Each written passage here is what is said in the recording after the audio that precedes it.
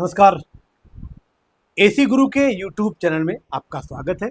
और आज एक बार फिर एक बहुत ही बेहतरीन, जानदार और बहुत ही शानदार टॉपिक लेकर आया हूं दोस्तों। आज की टॉपिक में हम कूलर के मोटर को चेक करने का तरीका लेकर आया हूं कि कैसे कंफर्म करेंगे कि हमारा मोटर सही है या फिर खराब हो गया है, मतलब जल गया है या बचा हुआ है। यदि जला नहीं है, अगर बॉडी अर्थ है, तो इसको कैसे पता करेंगे। तो इसकी पूरी कार्य प्रणाली को, पूरी विधि को आपको इस वीडियो के माध्यम से आपको बताएंगे। तो मेरी वीडियो भी आप अंत तक बने रहिएगा।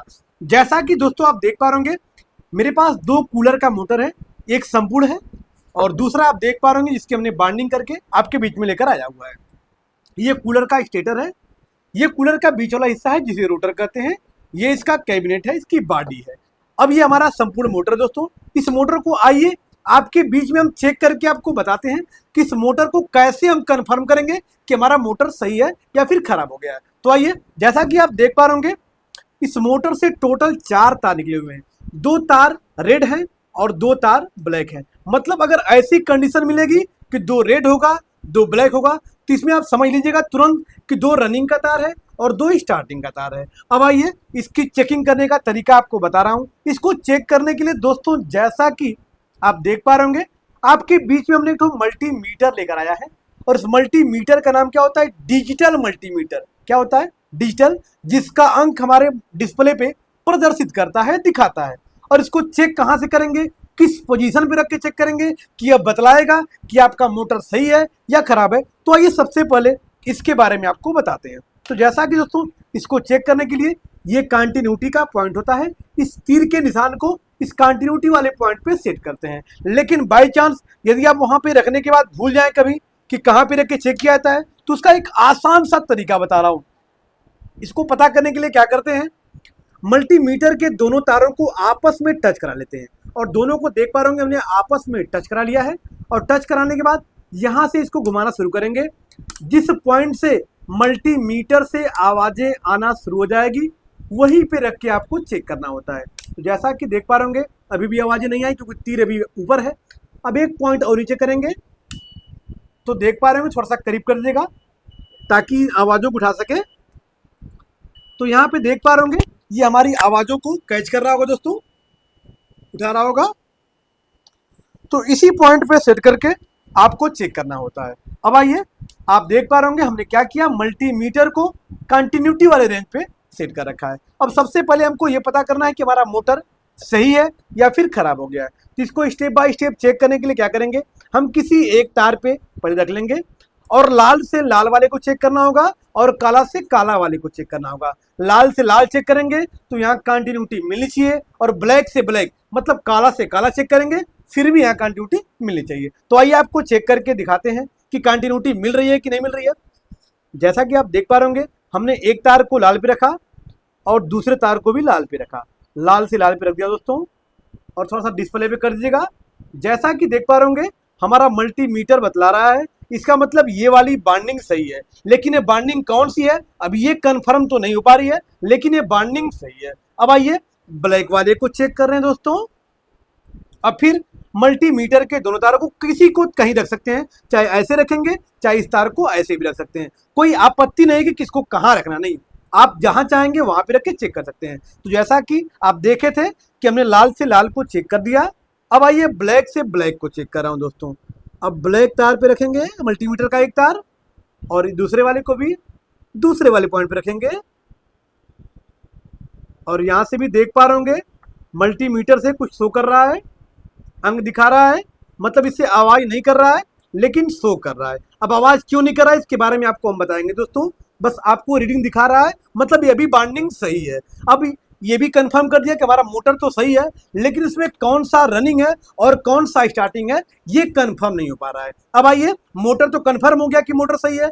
यदि मोटर सही नहीं होता, मोटर जला होता, तो हमारा रीडिंग जो दिखा रहा था दोस्तों, वो रीडिंग नहीं दिखाता। अब आइए, ये कंफर्म हो गया कि हमारा मोटर सही है, लेकिन अब कंफर्म ये करूंगा कि इसमें कौन सा रनिंग का है और कौन सा स्टार्टिंग का है। इसको पता करने के लिए क्या करेंगे, अब लाल वाले का मान देख लेंगे और ब्लैक वाले का मान देख लेंगे। दोनों का मान देख लेंगे, जिसका मान कम होगा वह रनिंग का होगा, जिसका मान अधिक होगा वह स्टार्टिंग का होगा। अब आइए इसको कंफर्म करके बता रहे हैं दोस्तों। देख पा रहे होंगे, पहले लाल वाले को हमने रखा, इसका देख पा रहे होंगे, थोड़ा सा इसको सीधे पोजीशन पे कर दीजिएगा। फिर से रख रहा हूं ताकि डिस्प्ले पे आपको सीधा दिख सके। हमने दोनों पॉइंटों पे रखा और इसका मान क्या दिखा रहा है, 65, माफ करिएगा 64 दिखा रहा है, मतलब 64 बता रहा है। लाल वाले पे चेक किया गया तो ये 64 बता रहा है। अब आते हैं ब्लैक वाले पे दोस्तों, अब दोनों ब्लैक वाले पे रखेंगे और इसका भी मान देख लेंगे। ब्लैक वाले पे कितना दिखा रहा है, 107 दिखा रहा है, मतलब 107 दिखा रहा है। इसका मतलब ये स्टार्टिंग का तार है और जो लाल वाला है ये रनिंग का तार है, क्योंकि रनिंग वाले में कम बतलाता है, स्टार्टिंग वाले में ज्यादा बतलाता है। ऐसा क्यों बतलाता है, क्योंकि रनिंग वाले में टर्नों की संख्या कम होती है, कितना थी, 85 टर्न थी, और स्टार्टिंग वाले में टर्न की संख्या ज्यादा थी, कितना थी, 105 थी। मतलब इसमें टर्न ज्यादा था तो अंक ज्यादा बताएगा, इसमें टर्न कम था इसलिए कम बतलाएगा। अब थोड़ी सी दिक्कत यह थी कि यहाँ पे आवाजें आ रही थी लेकिन यहाँ पे आवाजें नहीं आ रही थी। यहाँ पे आवाजें नहीं आ रही थी तो क्यों नहीं आ रही थी, क्योंकि इसके टर्नों की दूरी ज्यादा थी। दूरी मतलब 105 टर्न था, दूरी ज्यादा थी, इसलिए मल्टीमीटर उसका अंक तो बता रहा था लेकिन आवाज नहीं कर पा रहा था। और यहाँ पे क्या था कि यहाँ पे दूरी कम थी, टर्न कम थे, इसलिए यहाँ पे आसानी से बतला पा रहा था। तो ये रहा हमारा रनिंग व स्टार्टिंग को पता करने का तरीका। अब आइए इस मोटर का बॉडी अर्थ कैसे चेक किया जाएगा उसके बारे में आपको बताते हैं। दोस्तों मोटर का बॉडी अर्थ चेक करने के लिए हम लोग क्या करते हैं, अब लाल वाले पे किसी एक तार को रख लेंगे मल्टीमीटर का और इसके दूसरे तार को बॉडी पे टच कराएंगे, और बॉडी पे टच कराएंगे तो मल्टीमीटर से किसी भी प्रकार की आवाजें